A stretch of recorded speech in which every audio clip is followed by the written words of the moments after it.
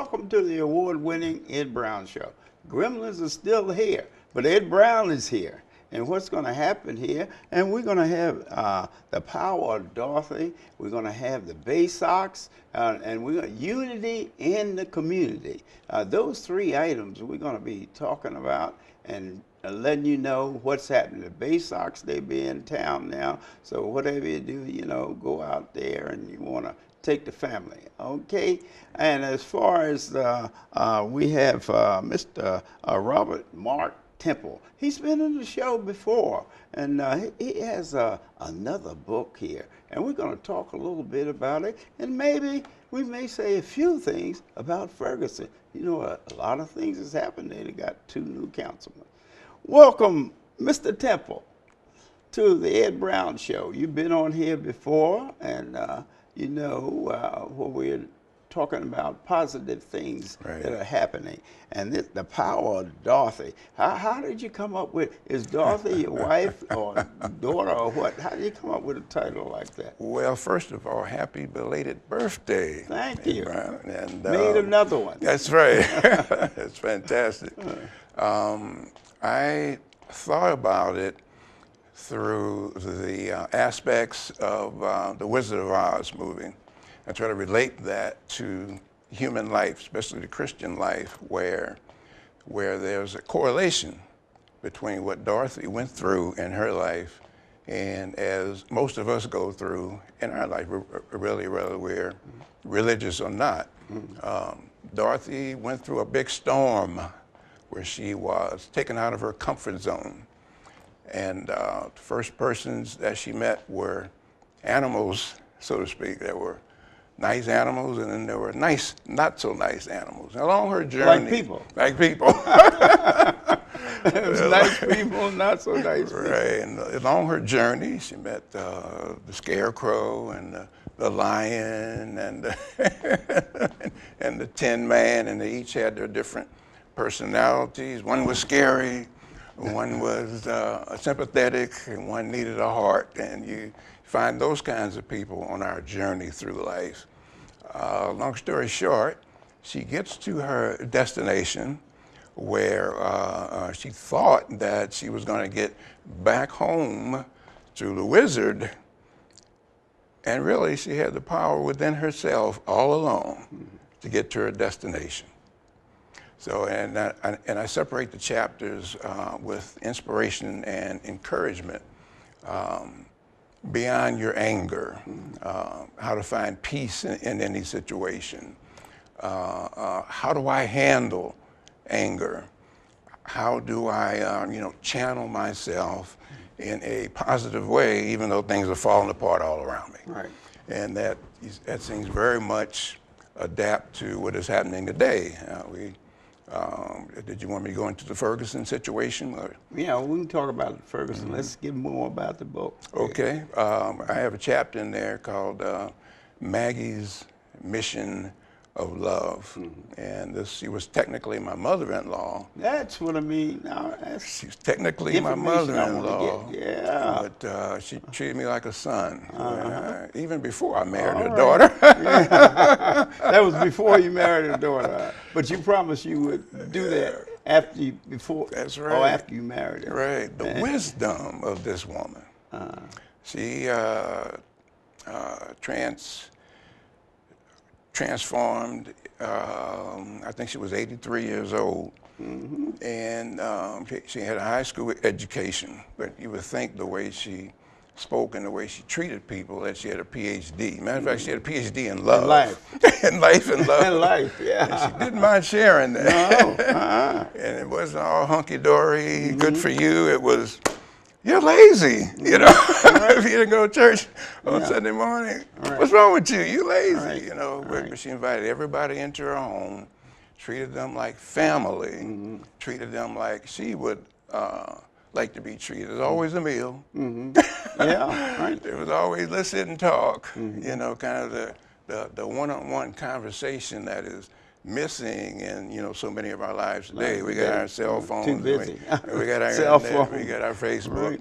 Right. But, you know, that person-to-person contact. Right.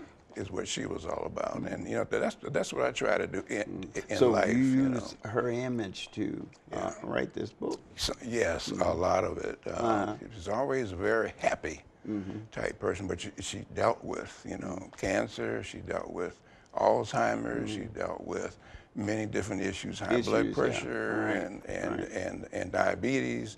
But she still maintained her level of love. You never heard her complain.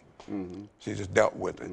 Well, actually, people like that are a good image for the young people. Outstanding, yes. Yeah, because they yes, feel yes. that, you know, something is wrong with most people. If they don't have everything, they have problems and things like that, whether they mental or physical or whatever, that they haven't done something right. That's so right. God is punishing them, you know, and that's not true. Not so, right? As part of living. Yeah. And we gladly accept the positive things in life, you know. We don't accept the negative very well. But the negative things we think about, you know, and say, what did I do wrong? I should have been nice to Miss Susan. She was nice to me, but I wasn't nice to her, you know. And that they are being punished. But all of us know that's not true. As far as life is concerned, there's going to be positive, negative things occurring. And the irony of both is that you can't control either. That's right. That's right. The timing of it. Right. Anything. You can't control what happens to you, but you can control how you deal handle or how you handle right. what happens to you. And that's a lot of the basis for the book. Yeah, well, see, that's important, especially for young people. They have to understand as far as success is concerned, it comes and goes. Right. And no one really can really control it with niceness, with money, or any of those material things, you know. But you find some people feel that they, if I'm nice to John, maybe he won't be. You know, but then they're nice to him, and he still give a difficult time. Yes, they said that didn't work. Yes, indeed. You know, so I'm just going to forget him instead of working with him. Working with him to see what kind of common ground we can come to. And finding out basically what the real reason is, because people always have a reason for doing something, whether it's valid or not. That's right. And most of the time they have the wrong interpretation. Right. And one of the things we want to do is, especially what you were talking about, reaching our young people with the truth and how to handle situations. It's not an eye for an eye just because you looked at me crooked, you know, or you look like you're somebody and you're looking down on me, or vice versa, or you tell us a little better bit shoes more about than Dorothy, the power of Dorothy. I like that. I like that title. Her background, her as far as the children. How many children, grandchildren she had? Well, we had Maggie. You talking about? She had six children, and oh my goodness, multiple grandchildren, and even great-grandchildren now. I just had, my daughter was my daughter Krista was very young when she met Grandma Maggie. Yeah, Grandma Maggie. And now Krista. You know, all those women, they are very strong. My grandmother was named Josephine. And I never will forget, that was my mother's name too. Okay. But I always call her Mama Joe. They all insist on putting Mama before their name. They instill it, and to this day, most people call their grandparent Mama.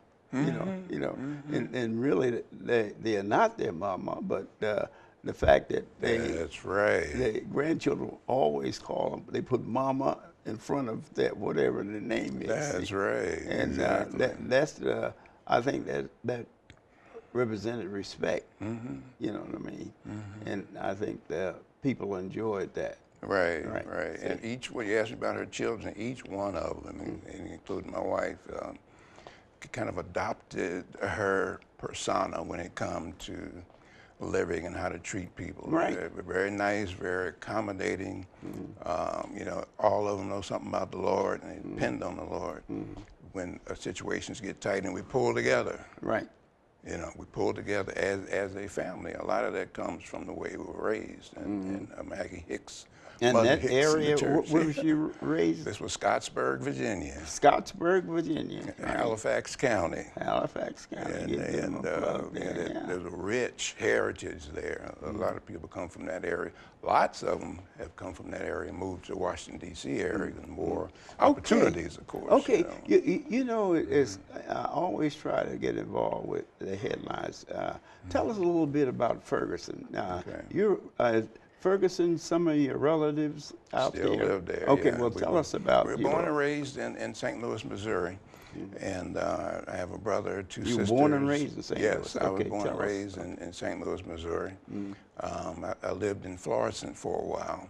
My sister, Audrey, actually lived in Ferguson, in Canfield Greens, where Michael Brown's family lives now. And back in the late 70s, early 80s, it was a good middle class neighborhood, apartment complex to belong to. Now she says she didn't have any problems, and she was female, but the males have always had this issue with law enforcement, as if they were looking for something to pin on us.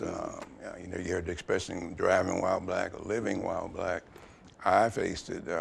Some of my friends and I were driving out that way, and we were looking for someone's home, dressed pretty much like this, or if not in a suit, professionally speaking. We got pulled over by the police. What are you doing in this neighborhood? Well, we're trying to find a I just came to see my mama. a certain house.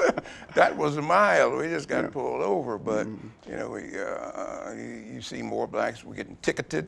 More blacks are being put in jail, more blacks are being shot and killed, the whole 9 yards. Well, up to the Michael Brown situation, I think that there's a history there of non-trust. And like you were talking about unity in the community, you're going to have law enforcement there. Right. I think that more of that needs to be done because it's an us versus them mentality when it should be we belong in the same community. Right. Let's live together. Well, now that what they're doing, the unity in the community is trying to bring that people together. Bring them together. As that's concerned. Yeah. I think Prince George County is taking a big step. Right. But, as far as the steps that they're making in Ferguson, they have 2 councilmen out of 6. Tell us a little bit about that. They have been pushing for more African Americans to get involved in the community, serve on council, serve on boards, run for office because, you know, in order to be represented like you want to. So what do you think, Will, since you're from that area, give me your opinion before we wrap this up. I think that they're moving in the right direction. I would still say baby steps because we have a long way to go. We've got to get the word out to not only, well, especially young people. Vote. I see. If there's a vote for trash collector, vote. Okay. If there is a, you know, get involved in your community. Voting is the thing. Okay, I want to thank you, Mr. Temple, for being here. But like I said, is that voting, everybody, you know, everybody should vote. You have to vote. Okay. Okay, we'll be back with the Baysox. They are having opening week. See you in a second.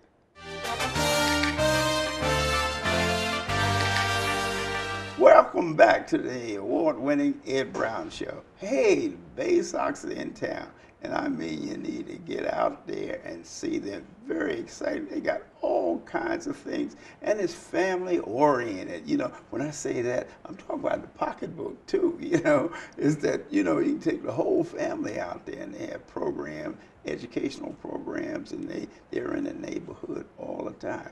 Tell us a little bit about it. Hi, Ed. And what is your position? Well, I'm the Director of Marketing at the Bowie Baysox. And like you said, we have a lot of different things going on at the ballpark for people of all ages. We have a lot of different programs.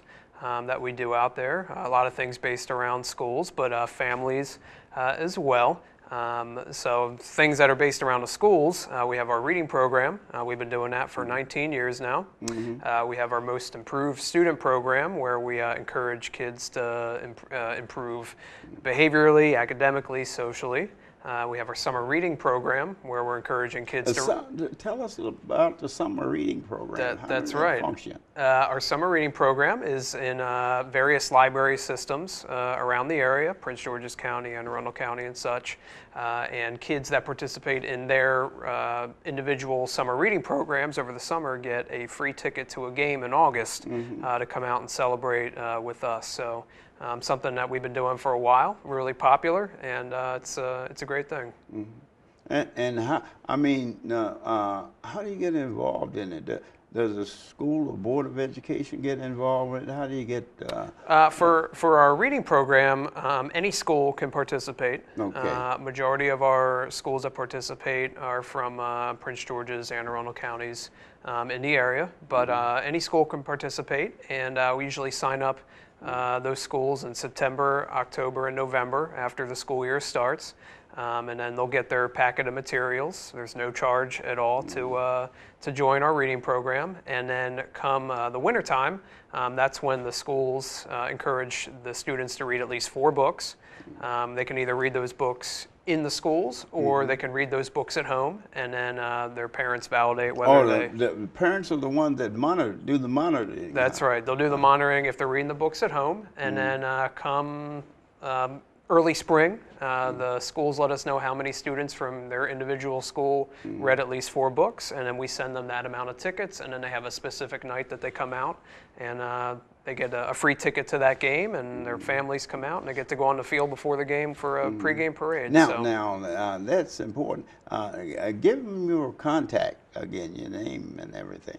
Yeah, well, my name's Brandan, and they can contact the Baysox. Okay. Yep. With Brandan here, you can get involved with the Baysox. There's a lot of community programs. I've been going out there 10 years or more.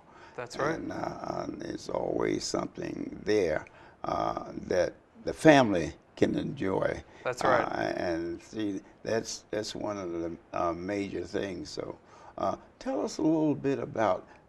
You know, people, your players, you know, people get behind a player and they look, he said, he's gone. That's see, some of them don't understand your affiliation with the Orioles. That's and right. That a player may come there Friday, and next week the Orioles need a first baseman, and Baysox have the best first baseman in the minor league.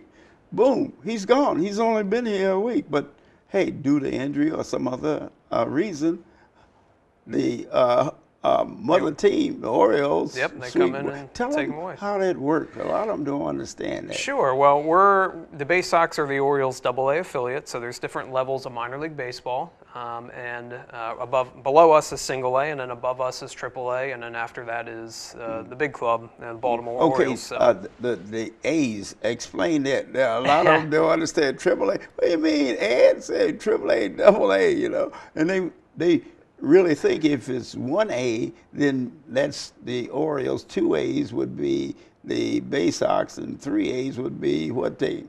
Norfolk Tides down Norfolk, Virginia. Right.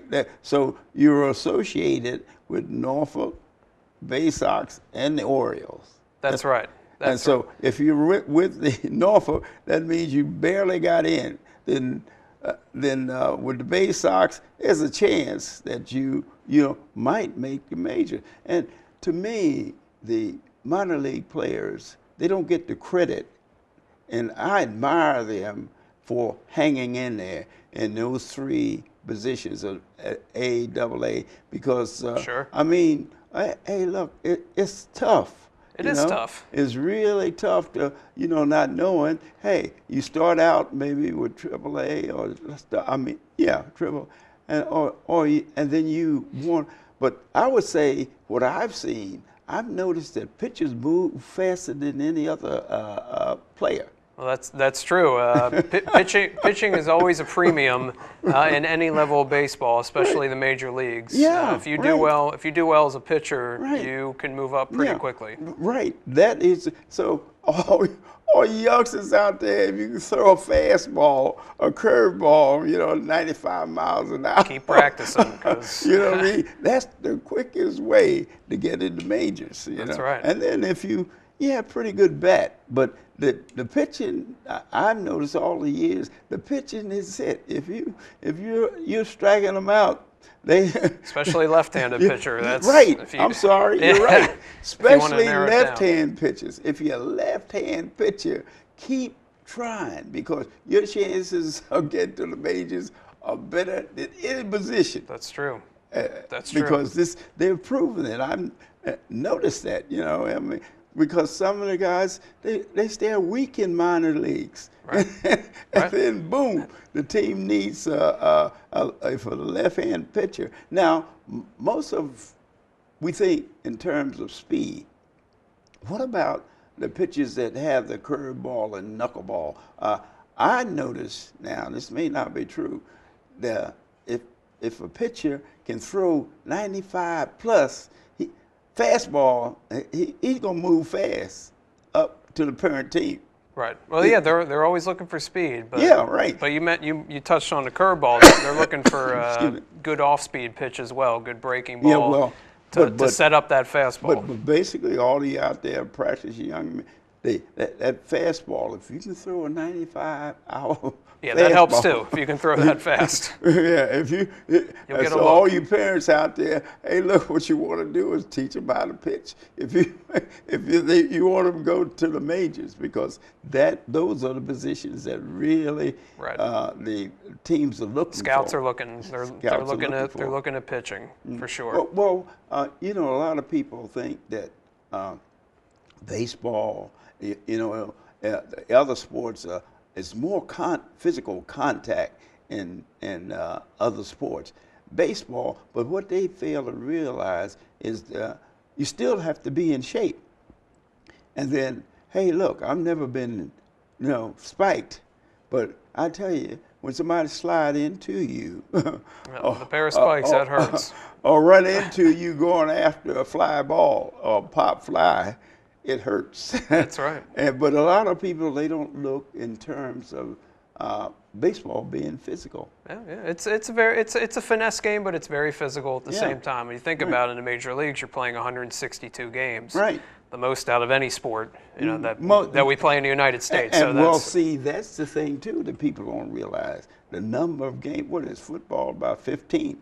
Football 16 regular season 16, games. Hockey and basketball are 82. Yeah. So the sheer amount of games, if you have injuries, joints and arm injuries and all that kind of stuff, over 162 games, that really adds up and takes a toll on your body. Yeah. Well, how many games do Baysox? How many do they play? Baysox play 142 games, so they play 20 less than the major league schedule. So still, wow. that's 71 home games and 71 road games. So wow. it's still a lot of games. Yeah, sure. 142. I didn't know it was that. It's a lot, Right. and I'm there for half of them. So now didn't they just renovate the field? they did. A couple years ago, we put in a brand new playing surface. It's already won awards since then. It's already won an award for the best playing surface in all AA baseball. So that's out of 30 ballparks. Out of 30 ballparks. Congratulations. Yeah, thank you. So they have they've won awards for it. I knew that the renovation was going on. That's but right. I didn't know about the awards. That's right. Yeah, our groundskeeper Matt Parent just won that award for the second time last season. So. Players from the Baysox to the opposing teams, they love to play in Bowie. They love to play in Bowie. You know what I love to see, and when it happens, and I think some of the parents and some of the all the youngsters love it, but some of the parents, they come to the game for this purpose. After the game, the youngsters can run out on the field and run the bases. That's right. I mean, when you see them, you know, they be lined up at the gate. You know, most of them, you would think the parents and all of them, you know, other people be headed for the gate, and the youngsters are lined up. They love that. What, on third base side? First base side. First base side, and hey, the kids love it. Yeah, they're able to run the bases, you know what I mean? And some of them, I've taken pictures. Some of them even slide into second base. Yeah, some of them, we tell them not to, but they still slide. Yeah, they think we're in game action. Yeah, right. And they have competition with each other, especially if they brought a cousin or someone with them, you know. Yep. And they have competition of who's the fastest. Who's the fastest? They love. You know what I mean? Kids love to do that. Yeah, that's true. But that's something that I think that the youngsters really enjoy, you know, because it gives them an opportunity to participate. That's right. See, and that's what parents like, you know, because hey, that means that hey, that's a moment they have to themselves, you know? Right. Because the kids, you know. What about? Don't you have that? You have a time where they for the prices for youngsters are cut. Tell us about that. Well, we have different levels of pricing. Some of it based on your age. No, but what I mean is you have programs on certain days where hot dogs there's a cut, you know. Yeah, we have on Tuesdays, we have our Tailgate Tuesdays, and it's also our Tailgate Dollar Tuesday. Dog Tuesdays. Right. Yep. Yeah, special where the youngsters love that the hot dog thing, you know. But you know, they do a terrific job there at the Baysox, and Brandan and Shellcroft and all of the guys out there. They've been 15. How long you been out there? I've been there for 8 years. 8 years, yeah. Right. See, that's 8 out of what 20, and this is the 20th year, right? This is our 23rd season. 23rd. Yeah. Oh wow. Yeah. Even better. Yeah, 23rd year. So what you want to do, you know, you really want to have a good time and have the even the seniors have a good time out there. That's you know right. what I mean? I noticed they come there and they have a little party, you know, before the game. But you need to go out there. Baysox have done a terrific job in supporting the neighborhood as far as reading and things of that nature. So if you want to have a good time, and I mean, yeah, you don't have deep pockets, you know what I mean? Go out there, and they're close. They're right in our county. Okay, tell us a little bit about the position of the catcher. You know, I don't think I would want to be a catcher. Because that's a tough position. Seems to me that would be one position that they would have a lot of people, not many people standing around to be. That's right. Yeah, the catching position is probably the toughest position on the field. Right. You know, they're barking out orders for what's going on defensively. Mm-hmm. They're assisting. He's a key member of the team. He's a key member of the team. That's right. I mean, him and the pitcher have to be on the same page because they're calling signals together. So that's a very important. They're calling. That's very important. That's right. Yeah, the catcher's the one giving the signals to the pitcher on what to throw, and a lot of times that's coming from the dugout. So there has to be a lot of communication.